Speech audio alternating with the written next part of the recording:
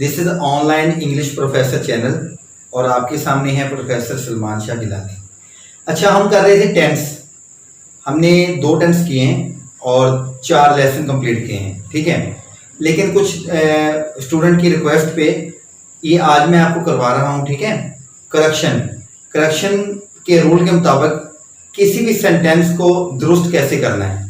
और आपको ये बता दूं कि जो आज आपको मैं बात बताने जा रहा हूँ आपने पहले कहीं भी नहीं पढ़ी होगी या सुनी होगी, ये मैं गारंटी से आपको बता सकता हूँ इस बात का। लेकिन ये जो पूरी वीडियो है हमारी, इसको अच्छी तरह देखेंगे, स्किप नहीं करना आपने। अगर आज का लेक्चर आपने अटेंड कर लिया तो मैं यकीन से कह सकता हूँ कि इंशाल्लाह आप 30-40% इंग्लिश पे अबूर हासिल कर लेंगे और दिक्कत नहीं आएगी। और जो आपको आज मैं बता रहा हूँ फिल इन दी ब्लैंक्स करके दिखाऊंगा, यानी खाली जगह पुर करें, इस तरीके से मैं आपको करके दिखाऊंगा। आप जब ये समझ लोगे ना आज, तो आपकी 30 से 40% तक कोई भी आपकी मिस्टेक होने के चांसेस नहीं हैं। आज के लेक्चर को मिस नहीं करना और बहुत ही अच्छे तरीके से करना है, क्योंकि इस पर मैं बहुत मेहनत कर रहा हूँ आपके लिए। आपको एक्सप्लेन करने के लिए वीडियोस हमारी अक्सर लंबी हो जाती है, लॉन्ग हो जाती है, लेकिन इसका मकसद यही है कि आपको वो चीज़ समझाई जाए। क्योंकि टीचर या कोई भी प्रोफेसर या टीचर वो होता है a man who can transfer knowledge one mind to another mind, that is known as teacher. और टीचर जो होता है वो एक एक्टर भी है, टीचर जो होता है वो एक जोकर भी है, टीचर जो होता है वो एक उस्ताद भी है, टीचर जो होता है वो एक बाप भी है। जोकर इसलिए मैंने बोला कि आपको समझाने के लिए उसको कभी कभी आपको हंसाना पड़ता है, कभी कभी किस तरीके से करना पड़ता है। असल बात वो होती है जो शॉर्ट मेमोरी से लॉन्ग मेमोरी की तरफ ले जाए, जो आपको बात समझाई जाए वो जिंदगी भर भूले ना, वो होती है बात। वो बात तब आती है जब कोई टीचर इंसान को मन से पढ़ाता है, दिल से पढ़ाता है, तभी आती है। हर कोई टीचर नहीं बन सकता। टीचर बनने की खूबियों में सबसे बड़ी खूबी है कि जो भी बात बताई जाए, पढ़ाई जाए, वो मन से हो। आज मैं जो आपको ये लेक्चर करवा रहा हूँ इसको बहुत ही अच्छे तरीके से देखो, मैं फुल एक्सप्लेन करके आपको बता रहा हूँ, ठीक है। अभी देखिए जरा, आज मैं करूंगा हेल्पिंग वर्ब की मदद से सेंटेंसेस को करेक्ट। ये 12 टेंसों का हल है और निचोड़ है सिर्फ 5 मिनट के अंदर। इसको अगर आप देख लोगे तो 12 टेंसेस हैं। टेंसों में घूमते रहते हैं सारी जिंदगी, टेंस ही नहीं आते समझ में, रोल याद कर लेते हैं, सब्जेक्ट ऑब्जेक्ट वर्ब ये वो ये याद कर लेते हैं, लेकिन इस्तेमाल करना किसी को भी नहीं आता। सबसे बड़ी बात होती है मफहूम को समझना। कोई भी फिक्र आपके सामने आता है या माइंड में आपके क्रिएट होता है, तो उसको आपने मफहूम को समझ के उसकी इंग्लिश निकालनी है, उसकी इंग्लिश बनानी है। सबसे बड़ी बात ये इंपॉर्टेंट बात है। आप लकीर के फकीर बन जाते हो कि उसने ऐसा कहा है तो मैं ऐसे ही करूंगा, ठीक है। अभी देखो, मिसाल के तौर पे आपको बोलता हूं, नीला चांद। नीले चांद की इंग्लिश क्या होगी? Blue moon. अभी ब्लू मून जो है इडियम्स भी है। ब्लू मून का मतलब कभी कभार दिखाई देना भी होता है, इडियम्स, ये इसका मतलब कभी कभार दिखाई देना। ब्रेड एंड बटर यानी गुजारा होना। अभी ये बात देखो कैसी अजीब बात है, दाल रोटी गुजारा होना। ये देखो मैं समझाने की कोशिश यही कर रहा हूं कि मफहूम को हमेशा आपने समझना है। इंग्लिश को देखो, इंग्लिश में बड़ी अजीब गुलजनी है, उसको दूर करनी है आपने समझ के। अच्छा, अभी देखिए जरा इधर, मैं हेल्पिंग वर्ब की मदद से आपको आज जो है वो सेंटेंस या फिक्रों को दुरुस्त करना सिखाऊंगा। हेल्पिंग वर्ब क्या होता है बताता हूं। रूल नंबर 1 के मुताबिक हेल्पिंग वर्ब जो है वो है सबसे पहले डू, ठीक है, डू करना होता है। डज ये भी करना होता है। डिड ये किया, डू पहली फॉर्म होती है, डज दूसरी, डिड तीसरी। ये नहीं देखना कि फॉर्म इनकी आगे आ रही है, नहीं, आपने इनको गौर करना है कि ये है डू, डज, डिड, ठीक है। आगे है कैन, कैन का मीनिंग सकता, कुड सका, ठीक है। May, might, will, would, shall, should, ठीक है। ये है हेल्पिंग वर्ब।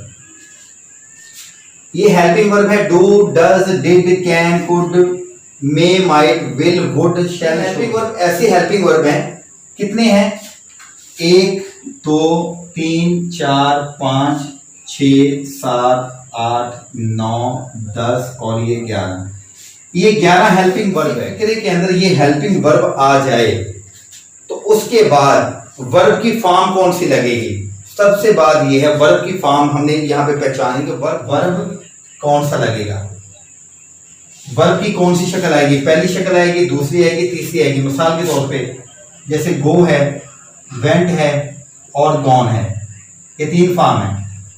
इनमें से कौन सी आएगी जब फिक्रे के अंदर do, does, did, can, could, may, might, will, would, shall, should आ जाएगी। मिसाल दे रहा हूं अभी एग्जांपल के तौर पे, देखो आई शैल लाहौर। ऐसे आपको आएंगे छठी से लेकर ये पीसीएस के एग्जाम तक, एमए लेवल तक, इस तरह की आपको करेक्शन आएगी। जहां भी इंग्लिश का पेपर देखेंगे करेक्शन आपको इस तरह की आएगी, जिसमें आपको नीचे 3 ऑप्शन दिए जाते हैं। यहाँ पे क्या आएगा? अभी गो आएगा, वेंट आएगा, गॉन आएगा, गोइंग आएगा। अभी क्या आएगा यहाँ पे देखना है हमने। इस तरीके से फिल इन द ब्लैंक, यानी खाली जगह में कौन सा आएगा यहाँ पे, ये जो खाली जगह इसमें क्या कौन सी फॉर्म आएगी वर्ब की। हेल्पिंग वर्ब को देखकर आपने हमेशा वर्ब को चूज करना है कि वर्ब कौन सा है। हेल्पिंग वर्ब को देखकर वर्ब को चूज करना है। अभी ये समझ लो कि ये टेंस है, टेंस के फिक्रे, लेकिन मसला ये है कि आपने हेल्पिंग वर्ब की मदद से वर्ब कौन सा लगाना है। अगर आपको टेंस नहीं आते, एक टेंस की भी समझ नहीं है, तो हेल्पिंग वर्ब को देखकर आप उस फिक्रे को कैसे सही करोगे।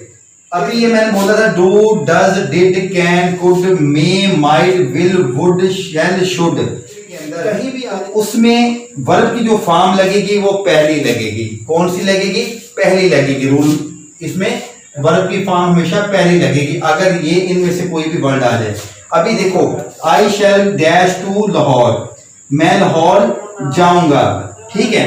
यहां पे भी क्या आएगा? अभी शैल को देखो, शैल इसमें है, इनमें हेल्पिंग वर्ब ये आ गया शैल। इसको देखकर शैल को हमने क्या लगानी है? पहली फॉर्म, क्योंकि शैल फिक्रे में आ गया। कहीं भी कोई भी टेंस है, दुनिया जहां का कोई भी टेंस है, जब हेल्पिंग वर्ब इनमें से कोई भी आ जाए, ये जो आपको मैंने बताए हैं 11 हेल्पिंग वर्ब, इनमें से कोई भी आ जाए तो हमेशा उस फिक्रे के अंदर वर्ब की पहली फॉर्म लगेगी। अभी यहाँ पे क्या आएगा? गो आएगा। किस वजह से गो आएगा? शैल की वजह से। टू जो है प्रोपोजिशन है, उसको ज़हन से निकालो। वो यहाँ पे टू जो है उस प्रोपोजिशन, इसका मैंने जाना है। अभी इस बात को समझो, ठीक है। आगे देखो, मैं आपको एक और एग्जाम्पल दे रहा हूं, एक एग्जाम्पल और दूंगा आपको। अभी देखो जरा,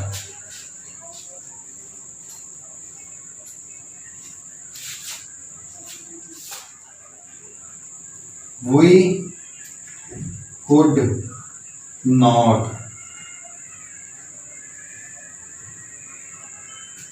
mangoes, we could not dash mango, eat आएगा यहाँ पे पहली फॉर्म आएगी, एट आएगा दूसरी फॉर्म आएगी, इटन आएगा या ईटिंग आएगा।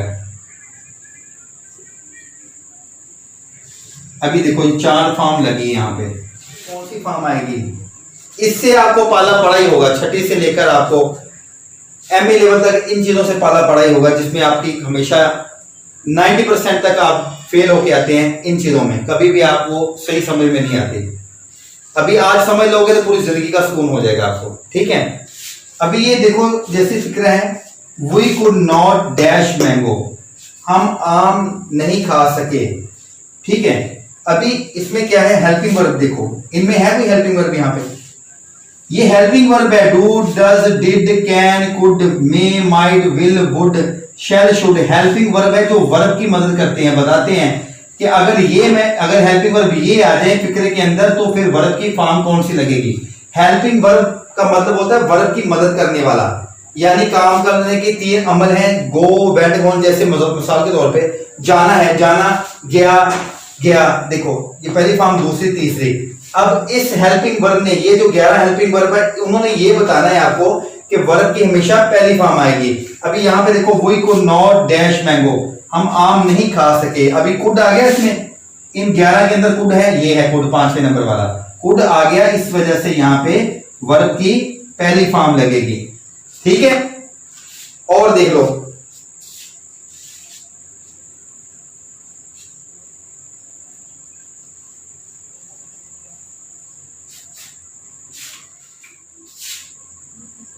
he should his parents, obey,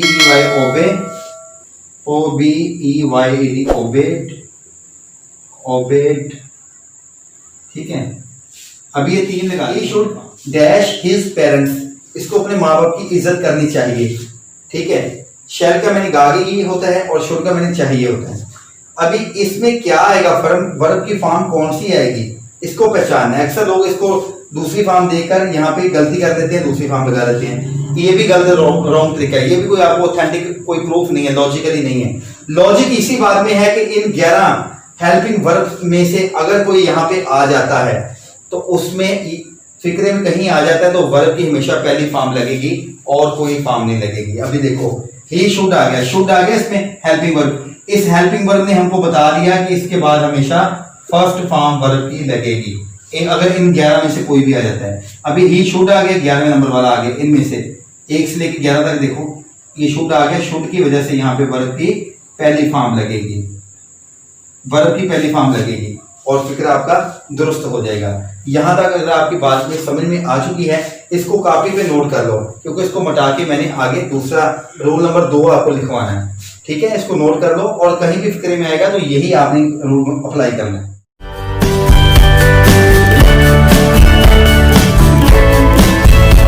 अच्छा, रूल नंबर 2 अभी आपको बता रहा हूँ। रूल नंबर 1 को आपने लिख लिया होगा, अच्छे तरीके से समझ लिया होगा। फिर भी समझ में नहीं कुछ आ रहा तो मुझे कमेंट्स बॉक्स में या मुझे कॉल करके आप मुझसे पूछ सकते हैं, एनी टाइम, नो प्रॉब्लम। वो टीचर ही क्या जो आपके वक्त पे काम ना आए, वो टीचर मैं नहीं मानता। आजकल जो है वो टीचिंग जो है वो आप जानते हैं कारोबार बन चुका है। अभी वो टीचर नहीं है जो पहले टीचर थे। पहले क्या टीचर थे, अभी वो टीचर नहीं रहे। लेकिन आप मुझसे कभी भी पूछ सकते हैं, कोई भी क्वेश्चन अगर आपके माइंड में हो, कोई समझ में नहीं आ रही है तो मुझसे पूछ सकते हैं, नो प्रॉब्लम।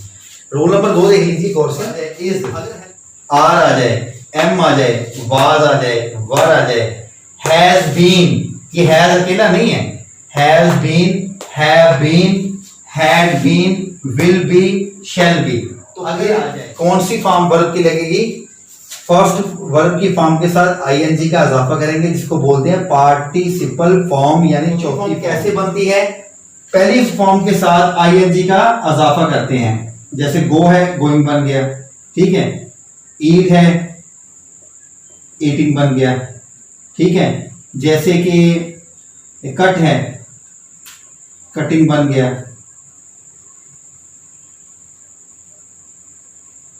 जैसे कि रीड है, पढ़ना, रीडिंग बन गया। गो जाना होता है, जब आईएनजी लग जाएगा तो क्या बन जाएगा, ये गोइंग, यानी जा रहा, रही के मायने में आता है। आईएनजी जब वो रही के मायने में, यानी काम जारी, कोई काम जारी हो तो उसमें ये पार्टिसिपल फॉर्म लगती है, चौथी फॉर्म। यानी पहली फॉर्म के साथ आईएनजी का इजाफा कर देंगे, चौथी फॉर्म बन जाती है वर्ब की। अच्छा, यहां पे देखो, अभी मैंने आपको 10 हेल्पिंग वर्ब बताए हैं, हेल्पिंग वर्ब जो कि वर्ब की मदद करते हैं। ये हेल्पिंग वर्ब वो है 10 जो वर्ब की मदद करेंगे, वर्ब को बताएंगे कि कौन सी फॉर्म आएगी। इन हेल्पिंग वर्ब का अगर इस्तेमाल किसी फिक्रे में हो, कोई इनमें से हेल्पिंग वर्ब आ जाए तो चौथी फॉर्म लगेगी आई एम।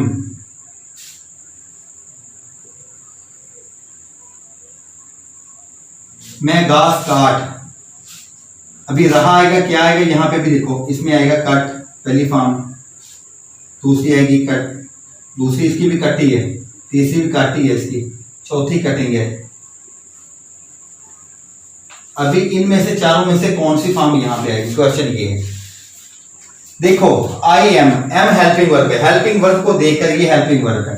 हेल्पिंग वर्ब को हमने देखकर यहाँ पे वर्ब की फॉर्म लगानी है, काम करने का अमल जो है हेल्पिंग वर्ब को देखकर लगाना है। अभी इन 10 हेल्पिंग वर्ब में कहीं एम है, क्योंकि ये जो सब्जेक्ट है ये हेल्पिंग वर्ब है, यहाँ पे वर्ब नहीं लगा, वर्ब हमको नीचे दिया उन्होंने कि इसको फिलअप करो। द ग्रास जो है वो ऑब्जेक्ट है जिस पर काम किया जा रहा है, काम करने वाला जो सब्जेक्ट है ये हेल्पिंग वर्ब है। यहाँ पे वर्ब कौन सा आएगा, इनमें से देखो हेल्पिंग वर्ब है कोई, इज आर एम, एम आ गया, अच्छा एम आ गया, हमको मालूम पड़ गया ये हेल्पिंग वर्ब एम है। जब एम हेल्पिंग वर्ब आ गया तो इसको देखकर हमने कौन सी वर्ब की फॉर्म लगानी है, पहली लगानी है, दूसरी लगानी है, तीसरी लगानी है, चौथी लगानी है। इसको देखकर हमको मालूम पड़ गया कि चौथी लगेगी पार्टिसिपल फॉर्म। ठीक है, आगे देख लो, ही वाज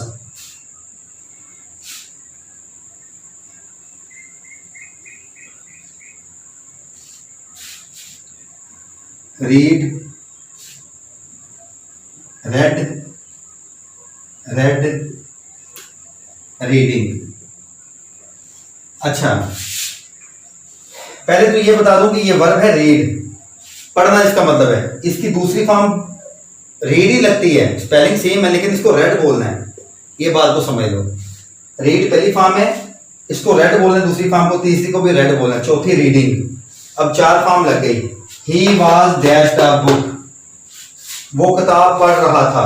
अभी बहुत बड़ा इंपॉर्टेंट क्वेश्चन यहाँ पे ये आता है कि जब हम वाज आ जाता है हमको मालूम पड़ता है ये गुजरा हुआ जमाना है, तो इसमें आप अंधाधुंध होके तीसरी या दूसरी फॉर्म लगा देते हो, यही सबसे बड़ी गलती है। इन हेल्पिंग वर्ब में देखो वाज है कहीं, इज आर एम वाज, ये आ गया चौथे नंबर वाला, वाज आ गया, वाज आ गया। आंखें बंद करके चौथी फॉर्म लगा दो, क्योंकि रूल के मुताबिक चौथी फॉर्म लगेगी।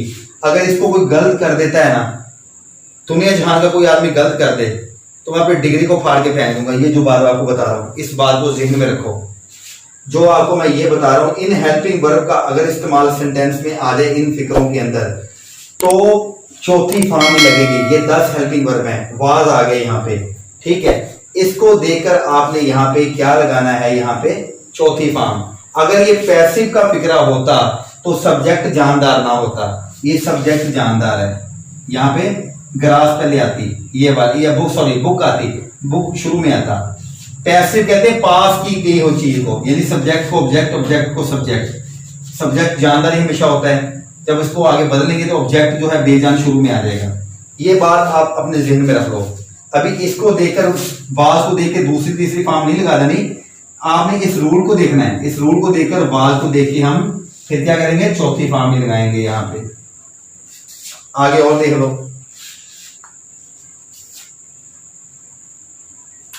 he has been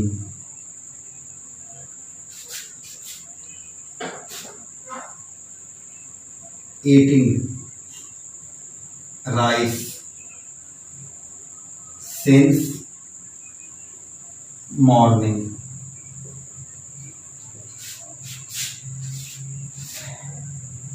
Eat, add दूसरी फॉर्म, eaten तीसरी, चौथी ईटिंग।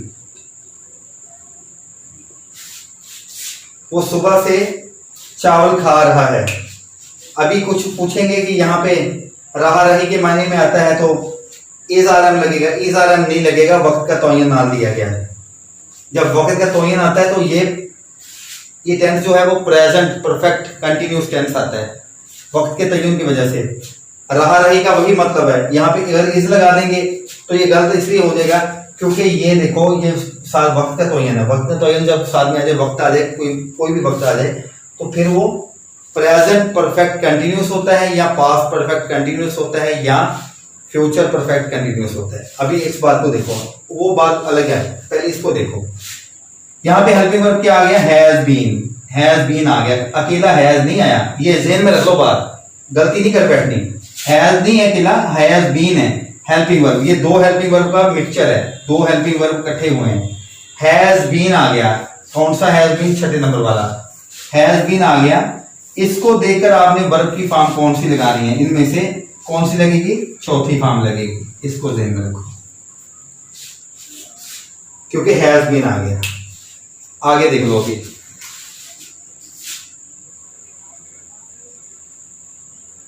he will be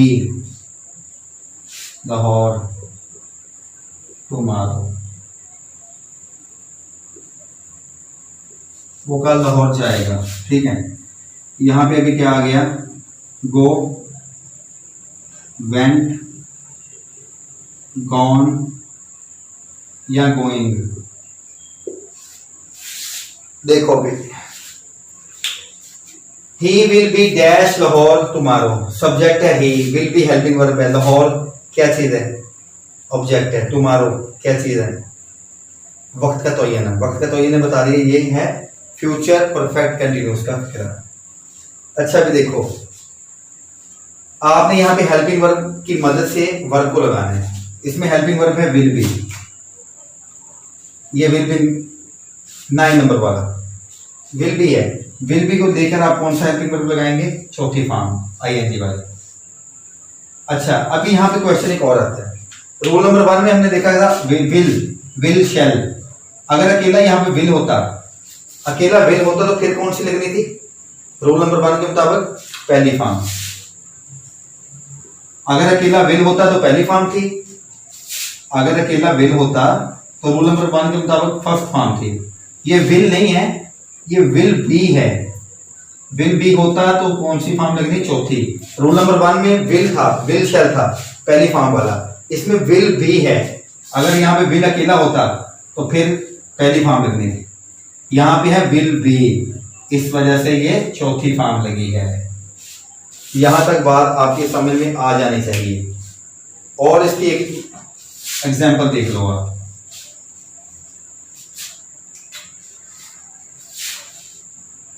देवर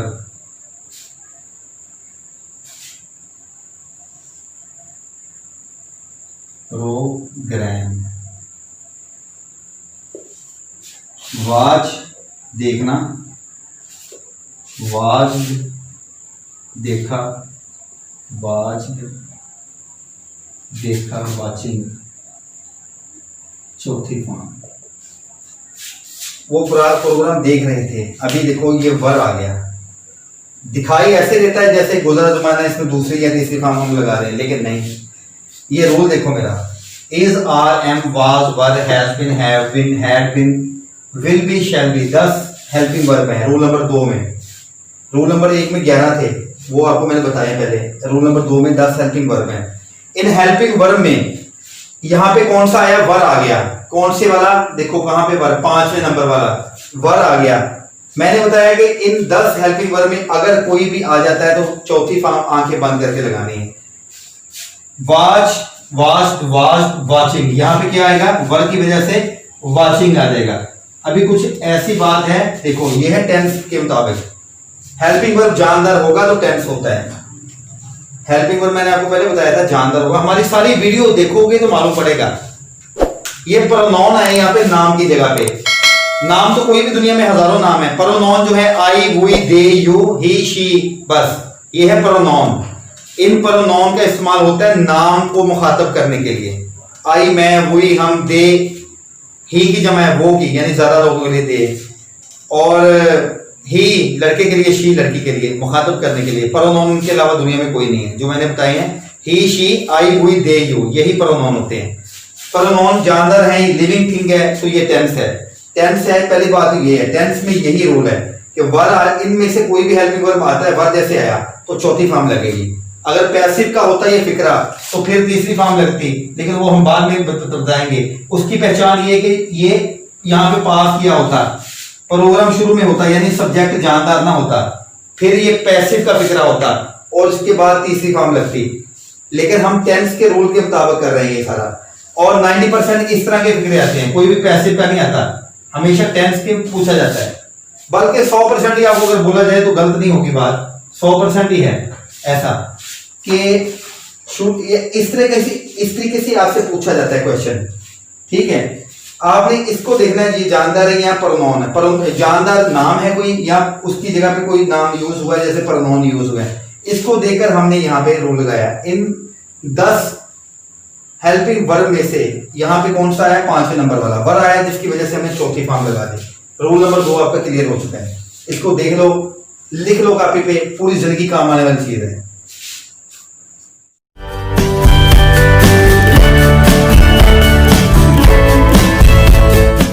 अभी आप हमको बता रहे हैं, 2 रूल नंबर आपको बता दिए हैं। तीसरा जो रूल है वो ये है कि अगर फिक्रे में अकेला हैज, हैव या हैड आ जाए, अकेला, इसमें बिन वगैरह कुछ नहीं आए, तो थर्ड फॉर्म लगेगी तीसरी फॉर्म। मिसाल के तौर पे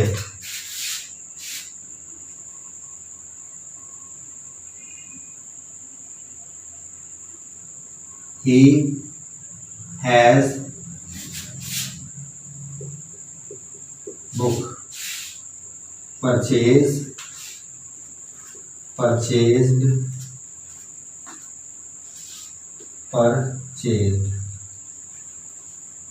परचेजिंग। अभी 4 फॉर्म लगाई मैंने, जो पार्टिसिपल भी लगा दी है, तो 3 फॉर्म है, इनमें से कौन सी लगेगी? हैज, हैव या हैड, ये 3 अगर आ जाएं तो फिक्रे में आ जाएं हेल्पिंग वर्ब, तो फॉर्म हमेशा तीसरी फॉर्म लगेगी। ये है रूल। एक और एग्जांपल देख लो।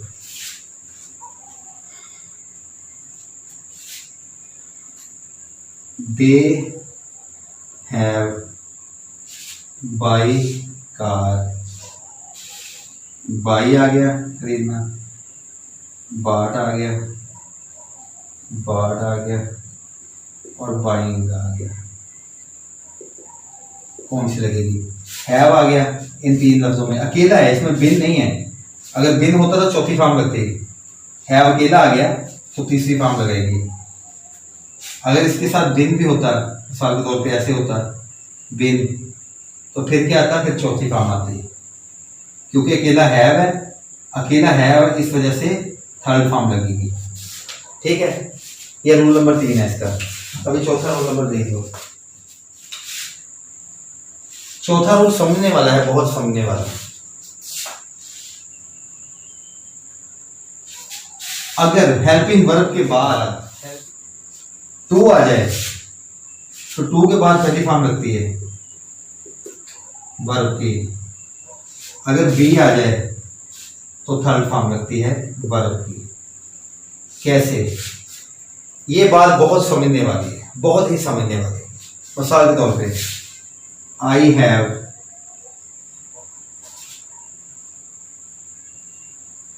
कार, यहां पे बाई, फिर वो बाट, फिर वो बाट और बाइंग। हैव आ गया। रूल नंबर 3 में हमने देखा कि हैव के बाद थर्ड फॉर्म लगती है। यहाँ पे अगर हैव होता तो ये बिल्कुल करेक्ट था, यहाँ पे थर्ड फॉर्म आनी थी, पहली, दूसरी, तीसरी और ये चौथी। ठीक है, अगर हैव के साथ बिन आ जाता तो फिर कौन सी लगनी थी? चौथी। ठीक है, सही कह रहा हूं मैं। अभी यहां पे ये मसला है, देखो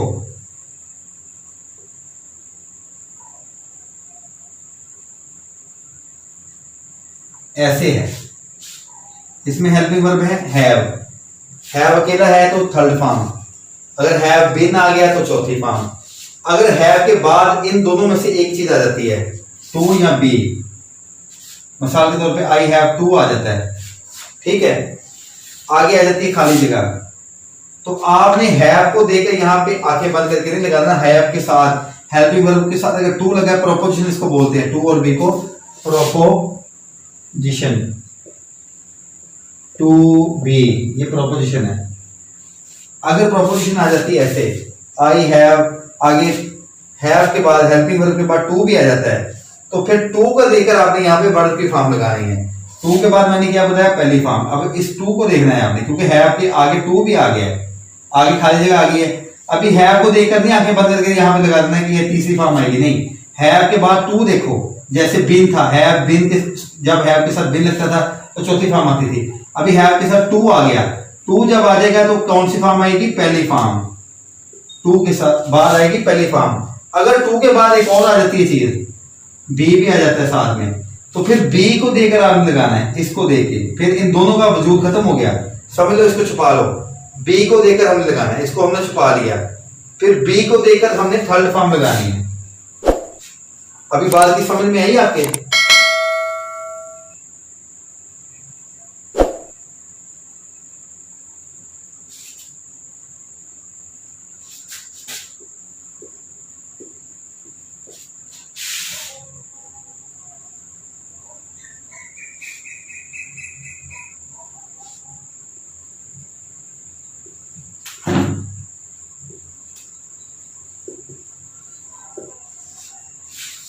हैव है, रूल नंबर 3 के मुताबिक हैव के बाद क्या है कि थर्ड फॉर्म, पहली, दूसरी, तीसरी, चौथी। हमने रूल नंबर 2 में पढ़ा था हैव बीन। अगर यहां पे हैव बीन आ जाए इस तरीके से, हैव के बाद बीन आ गया, यानी खाली जगह से पहले जो आपको हेल्पिंग वर्ब आता है या प्रोपोजिशन आती है उसको देकर आपने यहाँ पे वर्ब लगाने हैं। हेल्पिंग वर्ब के बाद कुछ लग जाता है साथ, जैसे बीन लग गया, टू लग गया, बी लग गया, उसको देकर आपने यहाँ पे लगाना है। खाली जगह से पहले जो भी वर्ड आता है उसको देके, अगर यहाँ पे हैव बीन है, खाली जगह से पहले ये बीन है, बिन को देकर आपने चौथी फॉर्म लगानी है, क्योंकि हैव बीन के साथ चौथी लगती है। बिन खत्म हो गया, फिर अकेला रह गया हैव, अकेला हैव रह गया, हैव को देकर आपने थर्ड फॉर्म लगानी है। इस टू और बी का इस्तेमाल क्या है, आई हैव टू, अगर यहाँ पे टू आ जाता है, ठीक है, फिर आपने हैव को नहीं देखना, ये खाली जगह से पहले टू को देखना है। पहले ये आ रहा है, दूसरे नंबर पे ये आ रहा है, पहले नंबर पे ये है, दूसरे नंबर पे ये है। फिर पहले नंबर वाले को जो खाली जगह से बिल्कुल पहले है, जो फिल इन दी ब्लैंक आपने करना है यहाँ पे, इससे पहले जो है उसको देकर आपने यहाँ पे लगाना है। टू को देकर क्या लगाएंगे, पहली फॉर्म। हाँ, अब टू आ गया तो क्या लगेगी, पहली फॉर्म, ये लगेगी, ठीक है, पहली फॉर्म लगेगी। अगर टू के बाद और भी कुछ आ जाता है, जैसे बी है, तो बी को देकर आपने लगाना है, बी को देकर आपने फिर तीसरी फॉर्म लगानी है। अभी बी को देकर हमने क्या लगानी है, तीसरी form. I have to be, बाई या बार, ये क्या आएगा यहाँ पे, ये देखना है आपने। अभी हैव आ जाता तो थर्ड फॉर्म, हैव के बाद टू आ गया, टू को देखकर पहली फॉर्म। अगर टू के बाद फिर बी भी आ जाता है साथ में खाली जगह से पहले, तो फिर बी को देखकर थर्ड फॉर्म। अभी यहाँ पे क्या आएगी, ये आएगी थर्ड फॉर्म। अगर हम बी को मिटा देते हैं, फिर आ गया अकेला टू, फिर टू को देखकर हमने खाली जगह से पहले टू है, टू को देखकर हमने पहली फॉर्म, टू भी खत्म हो जाता है तो फिर हैव को देखकर हमने फिर थर्ड फॉर्म। इस बात को ध्यान में रखना है। अच्छा, यहाँ पे एक और क्वेश्चन आता है, कुछ लड़के पूछेंगे कि सर रूल नंबर 1 में हमको आपने बताया था बी, जैसे विल बी, शैल बी, तो फिर इनके बाद आपने चौथी फॉर्म क्यों लगाई है? मेरे भाई, विल बी शैल बी इकट्ठा है, ये देखो, अगर विल ये शैल के साथ बी नहीं आता ना, फिर वो थर्ड फॉर्म वाला चक्कर होगा। अगर विल के साथ बी आता है इकट्ठा, ये आ जाता है, तो इनके पास चौथी फॉर्म ही है। अगर बी जो आता है, इन दोनों के अलावा बी आता है किसी के साथ, फिर तीसरा लगेगा।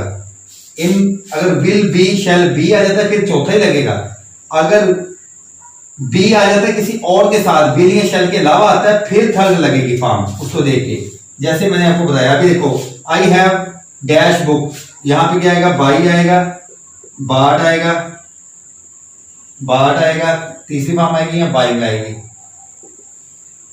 रूल के मुताबिक यहाँ पे बाट तीसरी फॉर्म आएगी, हैव को देखे। रूल नंबर 3 के मुताबिक हैज हैव हैड के साथ थर्ड फॉर्म आती है। तो हैव के बाद अगर टू भी आ जाता है, फिर टू को देकर हमने लगानी है, खाली जगह से पहले टू है, टू के बाद हैव, फिर टू को देकर हमने पहली फॉर्म लगानी है, टू के बाद पहली फॉर्म।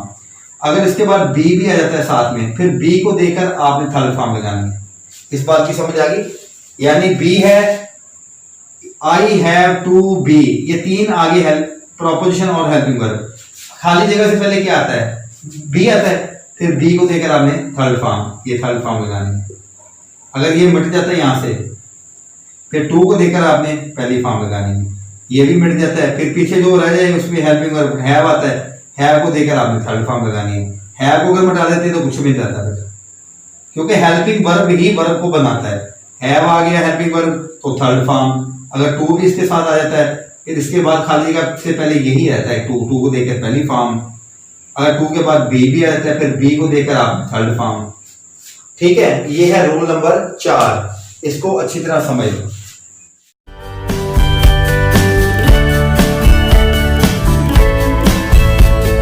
अच्छा, रोल नंबर 4 हमने पढ़ लिए थे, अभी रोल नंबर 5 देखो। अगर फिक्रे के अंदर ये 3 वर्ड आ जाएं जो भी लिखने जा रहा हूं, तो सेकंड फॉर्म आएगी वर्ब की, हमेशा सेकंड फॉर्म आएगी। देखो कौन कौन से वर्ड हैं, यस्टरडे,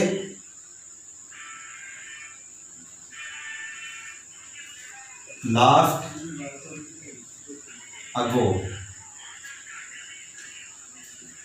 यस्टरडे कहते हैं गुजरा हुआ कल, गुजरा हुआ कल। यानी गुजरा हुआ कल, जो कल गुजर गया है।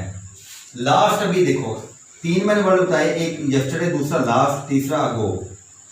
लास्ट में ये होगा कि लास्ट डे भी हो सकता है यानी गुजरा दिन, लास्ट नाइट भी हो सकता है, लास्ट इवनिंग भी हो सकता है, लास्ट मोमेंट भी हो सकता है। अगो गुजरा हुआ वक्त, अ फ्यू डेज अगो चंद दिन पहले, a few moments ago, a few hours ago चंद घंटे पहले। ये 3 वर्ड को ध्यान में रखना है। यस्टरडे गुजरा हुआ कल, लास्ट डे भी हो सकता है, नाइट भी हो सकता है, इवनिंग भी, मोमेंट भी, लास्ट टाइम भी हो सकता है। ठीक है, लास्ट के मैंने भी यानी गुजरा हुआ, खत्म। अगो कुछ अच्छा पहले, a few days ago, a few moments ago, a few hours अगो। ये हावर लफ्ज नहीं होता, आवर होता है। आवर का मैंने हमारा भी होता है, हमारा, और इस आवर्स का मतलब होता है घंटा। दोनों को आवर ही कहेंगे, एच इसमें जो है वो साइलेंट है। अच्छा, अभी देखो इसकी एग्जांपल देता हूं। ही मी यस्टरडे। जब किसी फिक्रे के अंदर ये 3 लफ्ज आ जाएं, तीनों में से कोई एक, यस्टरडे, लास्ट या अगो, तो वर्ब की कौन सी फॉर्म आएगी? नीचे लिखी होगी 3 फॉर्म में, जैसे मीट है, मेट है और मेट है। चौथी मीटिंग है, मेरी उसके साथ मीटिंग हुई, यानी मीटिंग मिलने के अमल को कहते हैं। चौथी फॉर्म। पहली फॉर्म है मीट। अच्छा, मीट में भी मसला है, एक होता है MET मीट, इसका मतलब है मिलना। एक है MEAT मीट, इसका मतलब है गोश्त, गोश्त। गोश्त को फ्लश भी कहते हैं, फ्लश। एक फ्लश होता है FLASH, चमकदार रोशनी, चमकदार रोशनी। और इस फ्लश का मतलब होता है गोश्त, गोश्त। बदन भी कहते हैं, जैसे बॉडी इसको कहते हैं हम, बॉडी। इस फ्लश और इस फ्लश में ये फर्क है। ठीक है। अच्छा, यहां पे भी बात आ गई हमारी, यस्टरडे आ गया, इसको देखना है। ये 3 लफ्जों में कोई लफ्ज आए थे, यस्टरडे आ गया, गुजरा हुआ कल। तो जब ये इन तीनों में से कोई भी वर्ड सेंटेंस के अंदर आ जाए तो सेकंड फॉर्म लगती है रूल के मुताबिक। ठीक है, आगे देख लो।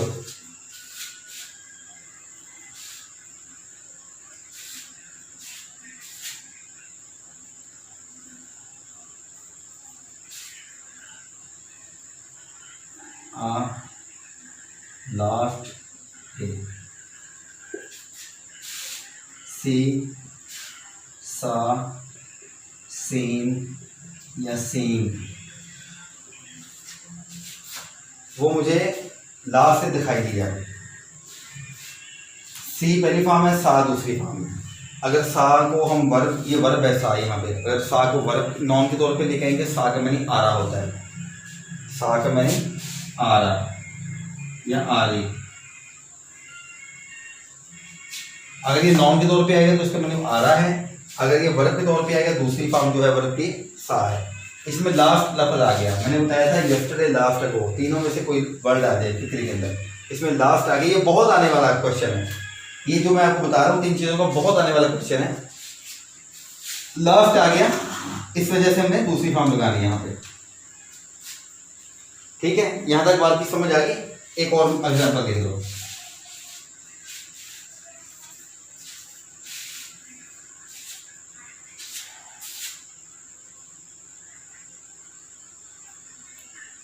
He me a book a few days ago. Gave देना, gave दूसरी फॉर्म, gave given, given तीसरी और गिविंग चौथी। ई कट के ING लग जाएगा। अच्छा, ही डैश में अब उसने मुझे किताब दी a few days ago, a few आ गया। देखो फ्यू आ सकता है, डेज भी हो सकता है, नाइट भी हो सकता है, लेकिन आपने अगो को ध्यान में रखना है। मैंने आपको 3 वर्ड बताए, यस्टरडे, लास्ट, अगो। अगो के साथ कुछ भी रख सकता है, a few days ago, a few moments ago, a few hours ago, few times ago, कुछ भी आ सकता है। लेकिन आपने अगो, यस्टरडे, लास्ट, अगो, इन 3 चीजों को आपने अपने ध्यान में रखना है। अब अगो आ गया, जिससे हमको मालूम पड़ गया कि यहाँ पे क्या लगेगी, सेकंड फॉर्म लगेगी। ये लो रूल नंबर 5 है, ये मोस्ट इंपॉर्टेंट है रूल, जो रूल नंबर 5 है, यस्टरडे, लास्ट, अगो। जहां भी ये 3 लफ्ज आ जाए किसी सेंटेंस के अंदर, तो वहां पे वर्ब की हमेशा सेकंड फॉर्म लगेगी। ठीक है, अभी रूल नंबर मैं 6 करवाता हूँ आपको।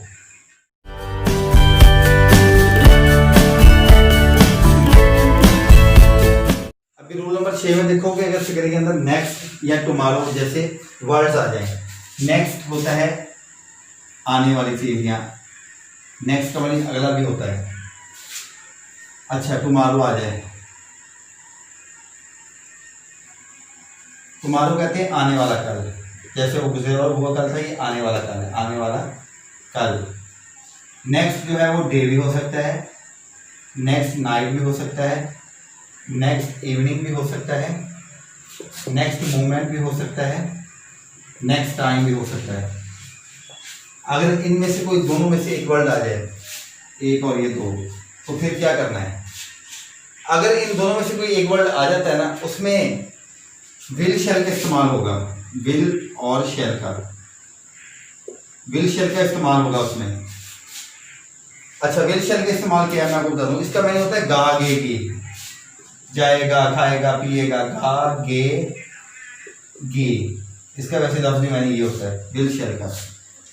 शैल का मानी होता है गागेगी, एक शैल होता है SHELL शैल, इसका मानी होता है जिसे हम बोलते हैं सिप्पी या गूंगा, यानी कि कीमती मोती की तरह होता है वो। ठीक है, इस शैल का मानी अगर यहाँ पे ई आ जाएगा तो उसका मानी चेंज हो जाएगा, ये बात को ज़हन में रखनी है।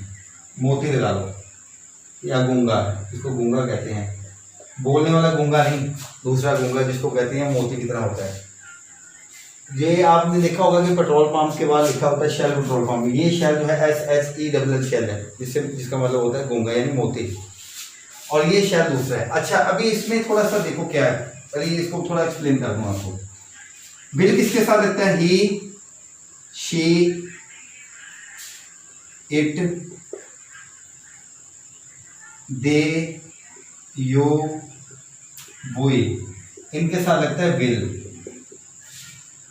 इनके साथ लगता है विल। और शेल किसके साथ लगता है? शेल लगता है आई और वी के साथ। अगर आई और वी के साथ विल लग जाए तो फिर जरूर के मानी होता है। मिसाल के तौर पे देखो, मैं लाहौर जाऊंगा, आई शैल गो टू लाहौर, मैं लाहौर जाऊंगा। विल और शैल जहां भी आ जाए उसके बाद पहली फॉर्म आती है, मैंने आपको पहले भी रूल नंबर 1 में बताया था, लेकिन समझाना यहाँ पे कुछ और है। आई शैल गो टू लाहौर, मैं लाहौर जाऊंगा। आई और वी के साथ शैल लगता है, अगर आई और वी के साथ विल लग जाए तो फिर क्या होगा? I will go to Lahore, मैं लाहौर जरूर जाऊंगा। अगर जरूर के मानी में आता है तो फिर आई और वी के साथ विल लग सकता है, वरना नहीं लग सकता। मैं लाहौर जरूर जाऊंगा, अगर जरूर के मानी में आया फिर आई और वी के साथ विल लगता है। ये बात को ध्यान में रखो। अक्सर ये आप बात बोल, शायद आपको मालूम हो या ना हो, लेकिन लोग इसमें भी आके थोड़ा सा डाउट खा जाते हैं बात पे। आई और वी के साथ विल तब लगता है जब जरूर के मानी में हो, वैसे आई और वी के साथ शैल लगता है, और बगैर सबके साथ ही, शी, दे, यू, वी के साथ विल लगता है। अच्छा, ये बात आपने देख ली। अभी देखो इस टॉपिक की तरफ हमने क्या करना था, टॉपिक को जरा गौर करो। अभी मैंने बताया कि जहां पे नेक्स्ट टुमारो आ जाए वहां पे विल शैल का इस्तेमाल होता है। विल शैल जहां भी आ जाए रूल नंबर 1 के मुताबिक वर्ब की कौन सी फॉर्म लगती है? वर्ब की पहली फॉर्म लगती है। अभी ये दो तरह से आ सकता है फिक्रा, नेक्स्ट और टुमारो जहां पे आ जाए दो तरह से आ सकता है, दोनों तरीके से सीख लो। I will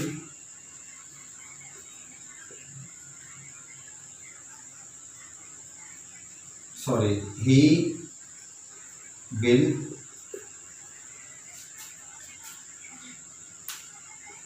Lahore tomorrow.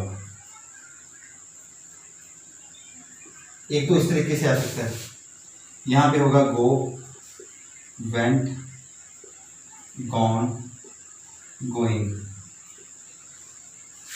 मैंने बताया था जहां पे नेक्स्ट टुमारो आ जाए, आने वाला कल, वहां पे एक तो विल शैल का इस्तेमाल होगा, ठीक है। दूसरे नंबर पे फार्म वर्ब की पहली लगेगी, जो मर्जी हो जाए, कुछ भी हो जाए, पहली फार्म ही आएगी। अभी विल शैल का इस्तेमाल हुआ है, विल आ गया, उससे तो हमको साफ पता चल गया कि पहली फार्म लगनी है। लेकिन अगर इस तरीके से भी आ सकता है, देखो, ही को टू लाहौर टुमारो।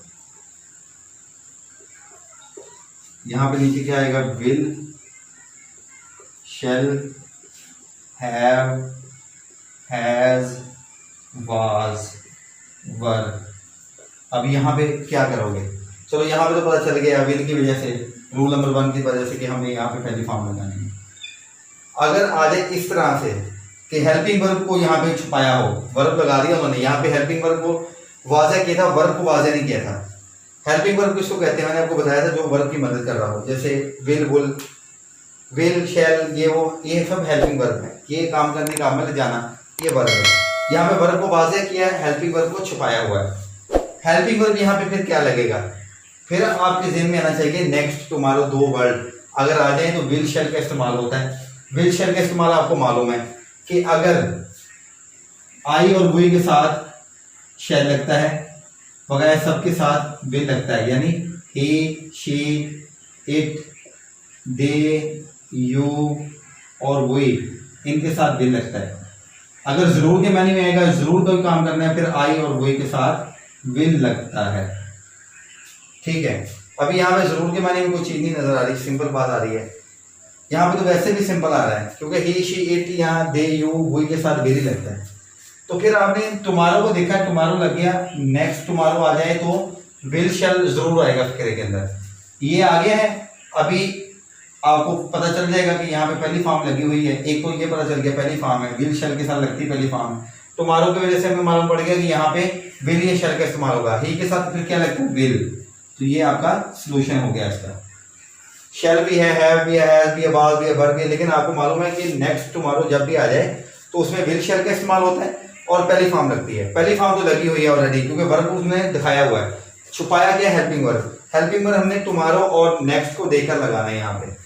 इन जब ये आ जाए तो विल शैल का इस्तेमाल होता है, ही के साथ विल लगेगा। इस बात को समझ में आपको डालना चाहिए अपने। एग्जाम्पल और दे दो, यहाँ पे क्या है, we dash by book next day. अभी नेक्स्ट टुमारो में से ये वर्ड आ गया, नेक्स्ट डे भी हो सकता है, नाइट भी हो सकता है, पहले आपको बता चुका हूँ, नेक्स्ट है यहाँ पे।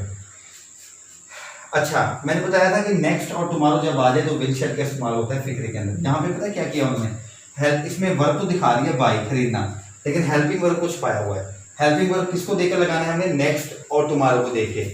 यहाँ पे नेक्स्ट टुमारो आ गया तो रूल के मुताबिक आई और वही के साथ शैल वगैरह सबके साथ विल। यहाँ पे वही आ गया, वही के साथ क्या लगेगा, शैल लगेगा, शैल लगेगा यहाँ पे। जब शैल यहाँ पे लग गया तो ऑटोमेटिकली आपको समझ में आना चाहिए कि जब विल और शैल किसी फिक्रे में आता है तो वर्ब की पहली फॉर्म ही लगती है। ये आपका फिक्रा ठीक हो गया। अभी नेक्स्ट देखो, वही डैश स्लीप नेक्स्ट नाइट, हम कल रात सोएंगे, ठीक है। अभी नेक्स्ट आ गया, नेक्स्ट जब आ जाए या टुमारो आ जाए, दो वर्ड आ जाए तो विल शैल का इस्तेमाल होता है, वो आपको बता चुका हूँ मैं पहले भी। अभी यहाँ पे देखो क्या आएगा, वही के साथ क्या आएगा, वही के साथ शैल आएगा। ये लो, ये रूल नंबर 6 भी हो गया आपका। रूल नंबर 7 है, अगर एक सेंटेंस के, एक फिक्रे के दो हिस्से हों, पहला हिस्सा पास्ट टेंस में है यानी सेकंड फॉर्म में, तो दूसरा भी सेकंड फॉर्म में होगा। पहला अगर फर्स्ट फॉर्म में है तो दूसरा भी फर्स्ट फॉर्म में होगा। मिसाल के तौर पे देखो, ही सेड, उसने कहा, गिव प्लीज, गिव या गेव, मी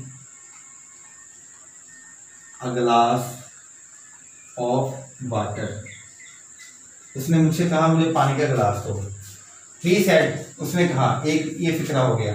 फिक्रे के दो हिस्से हैं, एक हिस्सा ये है, दूसरा है प्लीज गिव मी या give me a glass of water. दूसरा हिस्सा ये है। एक हिस्सा ये हो गया, फिर यहां से बात खत्म हो गई, दूसरी बात शुरू हो गई। पहले हिस्से में ही सेड कहा है, यानी से पहली फॉर्म है और सेड उसकी दूसरी फॉर्म है। अगर यहां पे पहली फॉर्म आती तो फिर ऐसे होता, ही सेज प्लीज, यहां पे देखो क्या आएगा, गिव या give me a glass of water. यहां पे देखो दूसरी फॉर्म आई है, ही सेड, उसने कहा प्लीज गिव या give me a glass of water, मुझे पानी गिलास दो। यहां पे दूसरी फॉर्म आई है वर्ब की। पहली फॉर्म क्या है, से कहना, सेड दूसरी फॉर्म, सेड तीसरी फॉर्म, ठीक है, सेइंग चौथी फॉर्म। यहां पे दूसरी फॉर्म वर्ब की आई है, इसलिए यहां पे गिव आएगी या गिव आएगा, आप बताओ। पहला हिस्सा अगर माजी में है, पास्ट टेंस में है, तो दूसरा भी पास्ट टेंस में होगा, यहां पे भी दूसरी फॉर्म में आएगी। ये बात को ध्यान में रखो, अगर पहली फॉर्म आई है तो दूसरे हिस्से में भी पहली फॉर्म आएगी। ही सेज, उसने कहा, वो कहता है, ही सेज वो कहता है, please give me a glass of water. यहाँ पे एस क्यों है, ही शिड वांट नाम के साथ एस या एस का इजाफा करते हैं प्रेजेंट डेफिनेट टेंस में। ही सेज वो कहता है, please give me a glass of water, मुझे पानी का गिलास दो। यहाँ पे पहली फॉर्म आई है, एस या एस का इजाफा प्रेजेंट डेफिनेट टेंस की वजह से, क्योंकि ही शिड वाहद के नाम के साथ पहली फॉर्म के साथ एस या एस का इजाफा करते हैं। प्लीज गिव या गिव, यहाँ पे गिव आएगा क्योंकि ये गिव भी पहली फॉर्म है और ये भी पहली फॉर्म। अगर यहाँ पे दूसरी फॉर्म आ रही है तो यहाँ पे दूसरी फॉर्म आएगी। अगर यहाँ पे पहली फॉर्म आ रही है, दो हिस्से हैं फिक्रे के, पहले हिस्से में पहली फॉर्म आ रही है तो दूसरे में भी पहली फॉर्म, अगर पहले हिस्से में दूसरी फॉर्म आ रही है तो दूसरे हिस्से में भी दूसरी फॉर्म आएगी। और देखो, डॉक्टर के आने से पहले मरीज मर गया।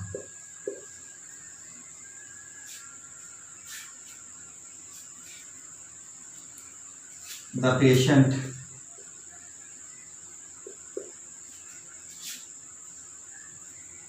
before the doctor। यहां पे देखो, डाई है मरना, डेड मर गया, ठीक है, डेड तीसरी फॉर्म, डाइंग चौथी फॉर्म। यहाँ पे है कम, आना, केम आया, तीसरी फॉर्म भी कम है। द पेशेंट, यहाँ पे देखो अगर डाई लगाओगे तो फिर बिफोर डॉक्टर केम, कम या केम, यही क्वेश्चन है। यहाँ पे अगर हम सेकंड फॉर्म लगा रहे हैं, डेड दूसरी form, the patient dead before doctor, यहाँ पे कम आएगी केम आएगा। यहाँ पे कौन सी फॉर्म लगी है, दूसरी फॉर्म, तो यहाँ पे भी फिर दूसरी फॉर्म में आएगी। The patient dead before the doctor came, doctor के आने से पहले मरीज मर चुका था, मर गया। समझाने का मकसद यही है मेरा कि अगर पहले हिस्से में सेकंड फॉर्म है तो दूसरे हिस्से में भी सेकंड फॉर्म होगी। एक और एग्जांपल देख लो, ही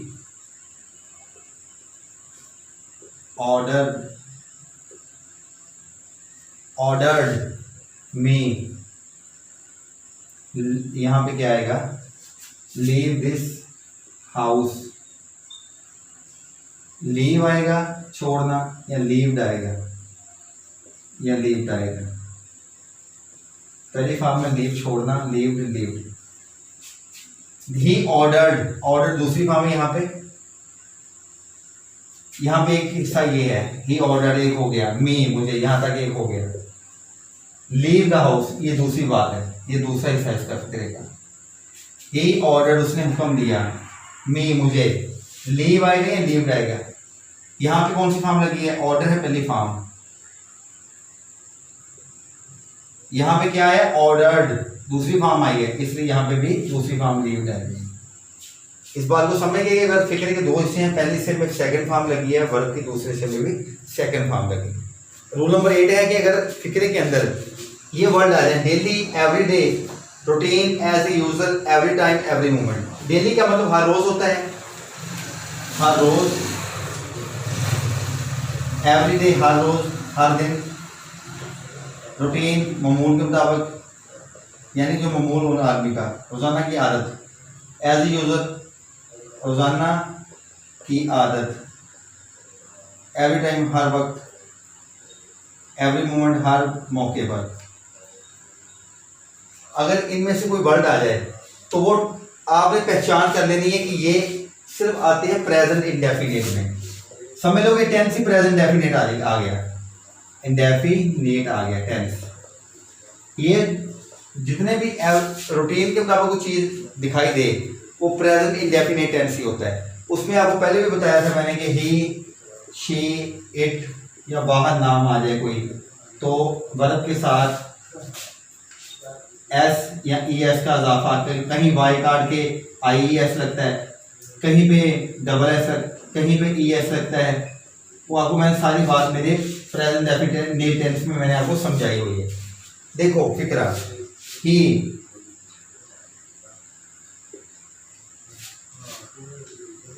बुक, डेली, वो रोजाना किताब पढ़ता है। यहाँ पे है रीड, रीड्स, रेड, रेड, दूसरी फॉर्म को रेड रेड कहते हैं, स्पेलिंग सेम होते हैं। मैंने अभी कहने का मकसद ये है कि अगर daily, everyday, routine, as a usual, every time, every day, every moment कुछ भी आ जाए इनमें से तो प्रेजेंट डेफिनेट टेंस का फिक्र होगा और किसी टेंस का नहीं है। ये तो पक्की बात होगी ना कि अगर इनमें से कोई वर्ड आ जाए तो प्रेजेंट डेफिनेट टेंस है। तो और प्रेजेंट डेफिनेट टेंस के आप रूल अप्लाई कर दो। यहाँ पे डेली आ गया, जेन में रखोगे प्रेजेंट डेफिनेट टेंस है, उसके रूल के मुताबिक ही, शी, वाज के नाम के साथ एस या इसका इजाफा, इसमें रीड्स आ जाएगा। अगर यहाँ पे ये नहीं है, यहाँ पे है आई, हुई, दे, यू या जमा नाम, तो फिर क्या आएगा, वर्ब सिंपल आएगा, सादा वर्ब, पहली फॉर्म। मिसाल के तौर पे दे, ठीक है, ए बात, एवरी डे या एज ए रूटीन, रूटीन के मुताबिक। यहाँ आ गया as a usual, as a usual आ जाए, एज ए रूटीन आ जाए, एवरी डे आ जाए। यहाँ पे भी क्या आ गया, टेक, पहली फॉर्म, टेक्स, टुक या टेकन, क्या आएगा। पहले तो ये कंफर्म कर लो, एवरीडे आ गया, इनमें से आ गया वर्ड, एज ए रूटीन आ जाए या एज ए यूजुअल आ जाए। रूटीन यानी कि मामूल के मुताबिक, आदत के मुताबिक, एज ए यूजुअल का मैंने भी आदत के मुताबिक। They dash a bath everyday, हर रोज नहाते हैं। टे के बाद का मतलब होता है नहाना, टेक ए बात का मैंने होता है नहाना, नहाना, ठीक है। यहाँ पे भी क्या आएगा, टेक आएगा, टेक्स आएगा, टुक आएगा, टेकन आएगा।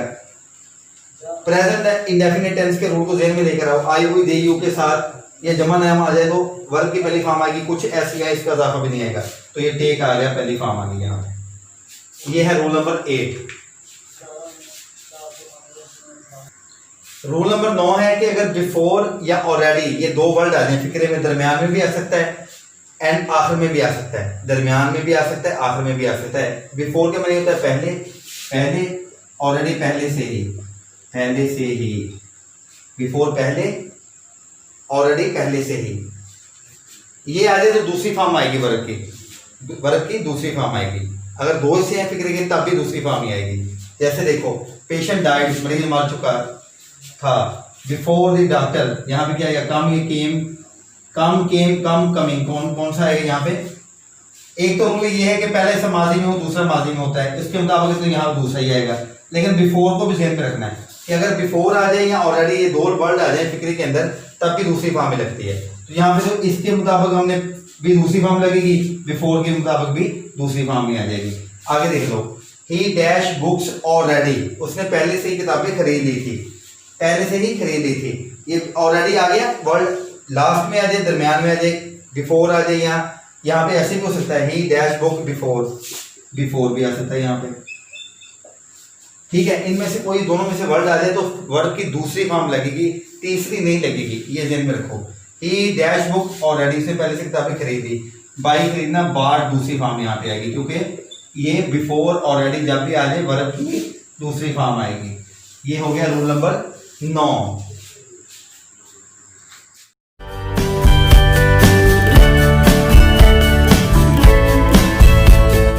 फिक्रात आते हैं रूल नंबर 10 में भी करा रहा हूं आपको। इफ वाले फिक्रात आते हैं। इफ वाले फिक्रात में विल शैल इस्तेमाल नहीं होता, यानी कि पहले हिस्से में विल शैल नहीं आता, दूसरे हिस्से में आता है। पहली बात। दूसरी बात ये है कि इफ वाले हिस्से में अगर यहाँ पे पहली फॉर्म लगी है तो दूसरे हिस्से में विल या शैल आएगा। विल शैल का इस्तेमाल आपको मैंने पहले भी बता चुका हूँ। आई और वही के साथ क्या लगता है, शैल लगता है। आई और वही के साथ शैल लगता है, बकाया सबके साथ विल लगता है, पहले भी बताया। इफ ही वर्क्स हार्ड, अगर वो मेहनत करता ही विल पास, बिल्कुल करेक्ट है।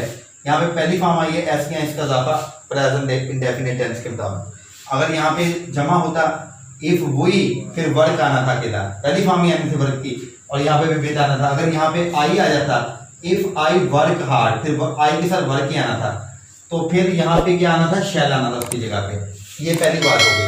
दूसरी बात देखो, इफ वाले हिस्से में अगर यहाँ पे इफ ही या आई जो भी हो वर्क हार्ड, दूसरी फॉर्म आ गई यहाँ पे, तो यहाँ पे फिर ऑटोमेटिकली क्या आएगा, वुड आ जाएगा।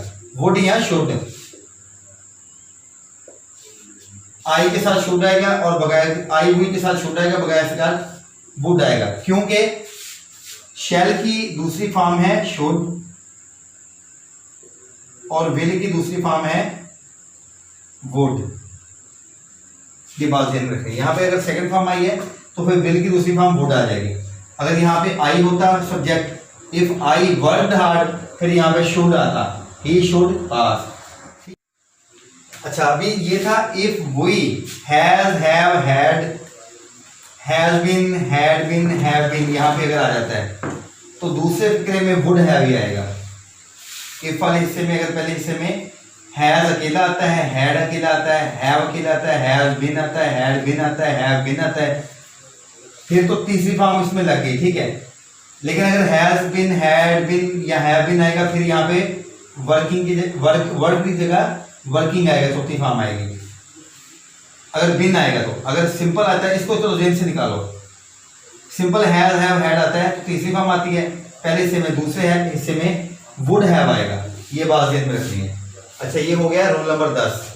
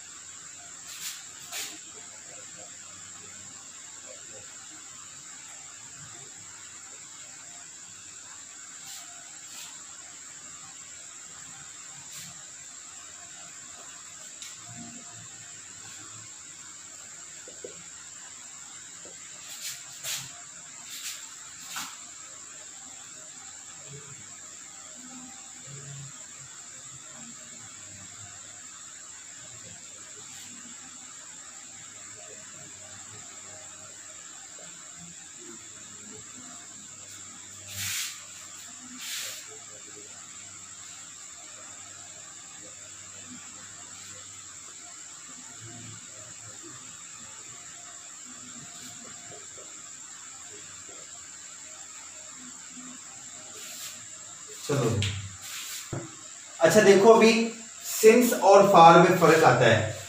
ये 3 टेंसों में होता है मसला। वक्त का तयन, जिसको कहते हैं वक्त का तयन, ये 3 चीजों में होता है, 3 टेंसों में। प्रेजेंट परफेक्ट कंटिन्यूस में होता है, जिसमें हैज बीन हैव बीन आता है। इसमें फॉर्म वर्ब की हमेशा चौथी आएगी, तीनों टेंसों के अंदर चौथी फॉर्म वर्ब की, वर्ब चौथी फॉर्म में आएगा, आईएनजी वाली। प्रेजेंट परफेक्ट कंटिन्यूस में अगर देखेंगे तो हैज बीन या हैव बीन हेल्पिंग वर्ब आएगा, वर्ब की फॉर्म चौथी आएगी। पास्ट परफेक्ट कंटिन्यूस में देखते हैं तो हैड बीन आएगा, चाहे सब्जेक्ट वाहिद है, जमा इसमें हैड भी नहीं आता है, और वर्ब की चौथी फॉर्म में आती है। फ्यूचर परफेक्ट कंटिन्यूस में देखेंगे विल बी या शैल बी आएगा। आई हुई के साथ शैल बी, आई हुई के साथ शैल बी, बकाया सबके साथ विल बी। ठीक है, ये तो भाई हम आप सीखेंगे टेंस में। मेरा मकसद समझाने का आपको ये है कि सिंस और फॉर में क्या फर्क होता है। फिक्र के अंदर आता है सिंस या फॉर लगना होता है। देखो, अगर वक्त की बात हो, 1 घंटा 2 घंटे 3 घंटे 10 घंटे 20 घंटे 50 घंटे घंटे आ जाए, घंटे की बात हो तो फॉर आएगा फिक्रे के अंदर। दिन की बात हो, 1 दिन 2 दिन 3 दिन 4 दिन 10 दिन 20 दिन, तो फिर भी फॉर आएगा। सिंस कहां पे आएगा? सुबह दोपहर शाम, अगर ये 3 वर्ड आते हैं, मॉर्निंग आफ्टरनून इवनिंग, अगर आता है तो सिंस आएगा। अच्छा, आगे महीने की बात करते हैं तो यहाँ हफ्ते, फॉर में हफ्ते आते हैं, 1 हफ्ता 2 हफ्ते 3 हफ्ते 4 हफ्ते 10 हफ्ते, उसमें फॉर आएगा। महीने की बात करते हैं, यहाँ पे 1 महीना 2 महीने 10 महीने 20 महीने, पता नहीं कौन सा महीने, उसका नाम महीने का दिया जाएगा। जैसे 1 लड़का 2 लड़के 10 लड़के 20 लड़के 50 लड़के, अगर लड़कों का नाम लिया जाए असलम अकरम तो फिर पता चल गया कि कौन से लड़के हैं। अगर हम ऐसे लड़कों का नाम लेंगे तो लड़कों को क्या पता किसने किया, मालूम नहीं, किसने चोरी कर दी, लड़के ने, अभी किस लड़के ने चोरी की मालूम नहीं। लड़के का नाम लिया जाएगा तो फिर पता चलेगा फलां लड़के ने चोरी की है। फॉर आएगा उसमें 1 महीना 2 महीना 3 महीना 10 महीना 20 महीना, हफ्ता आएगा तो 1 हफ्ता 2 हफ्ता 3 हफ्ता 10 हफ्ते 20 हफ्ते। यहाँ पे अब आएगा, अगर महीने का नाम आएगा तो जून जुलाई अगस्त सितंबर अक्टूबर नवंबर दिसंबर में 12 महीनों में से कोई नाम लिखा होगा, महीने की बात होगी। अभी साल की बात करेंगे तो यहाँ पे 1 साल 10 साल 20 साल 100 साल 50 साल आएगा फॉर में। सिंस में आएंगे तो उस ईयर का नाम लिखा होगा, 1990 2020 2013 2018 1985 1855, ये आएगा। ठीक है, अभी गौर से देखो जरा किस तरीके से मैं आपको इसकी मिसाल देने लगा हूं। यहाँ पे ये देखो, he has been, had been भी लगा सकते हैं, यानी कि तीनों टेंसों में जो मर्जी, विल भी लगा सकते हैं यहाँ पे। चलो तीनों लगा लेते हैं, he will be, he had be, तीनों में से कोई भी टेंस हो सकता है। ठीक है, लिविंग, क्योंकि चौथी फॉर्म आएगी इन तीनों के बाद, तीनों हेल्पिंग वर्ब के बाद। अगर प्रेजेंट का होगा तो हैज बीन आएगा चौथी फॉर्म, अगर वो फ्यूचर परफेक्ट कंटिन्यूअस का होगा तो विल भी आएगा हेल्पिंग वर्ब, फिर भी चौथी फॉर्म। अगर पास्ट परफेक्ट कंटिन्यूअस का होगा फिर हैड बीन आएगा हेल्पिंग वर्ब, फिर भी चौथी form. He has been, have, will be या हैड बीन, जो भी है। लिविंग, रह रहा है। ठीक है, इन मियां चन्नू, इन मियां Channu,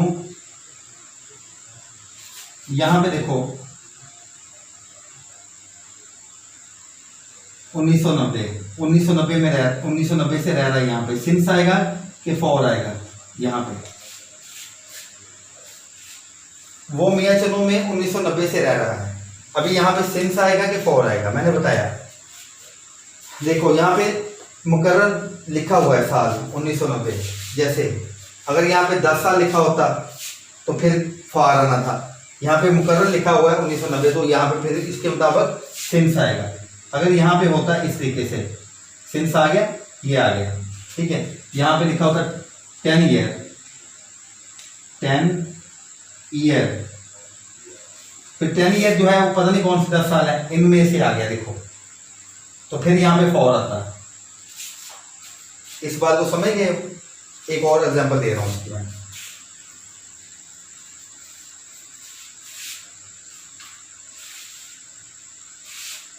she has been, will be या हैड बीन ईटिंग, चौथी फॉर्म में आएगी इन तीनों के बाद, इन तीनों टेंसों में चौथी फॉर्म आती है।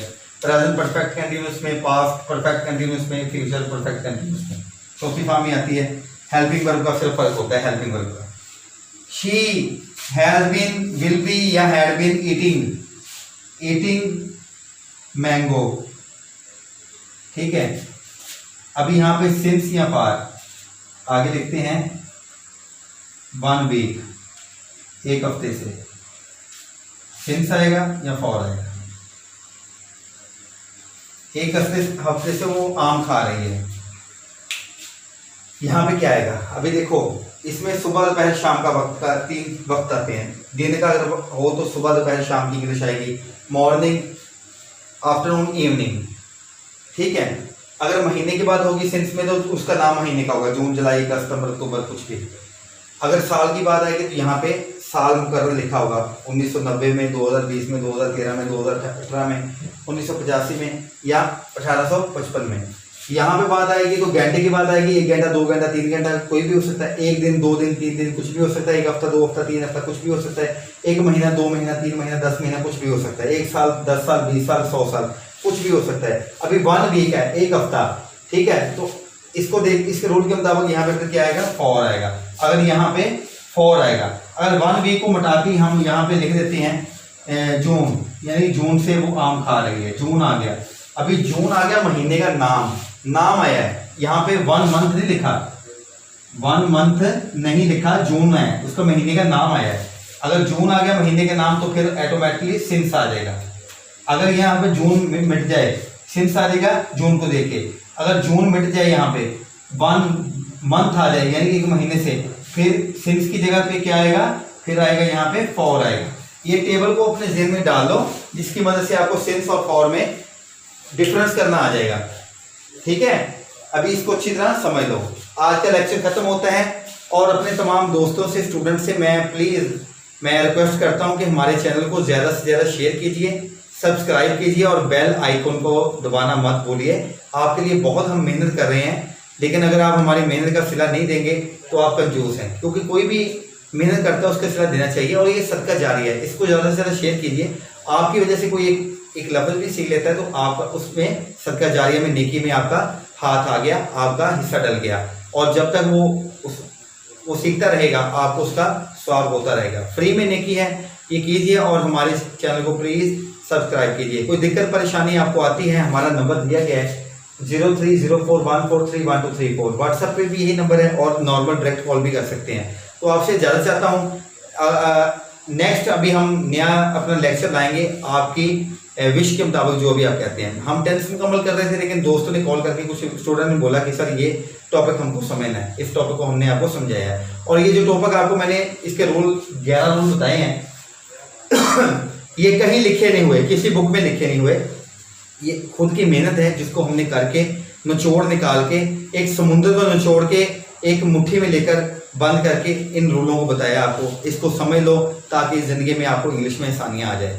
आपसे ज़्यादा चाहता हूँ। Thank you very much, have a nice day.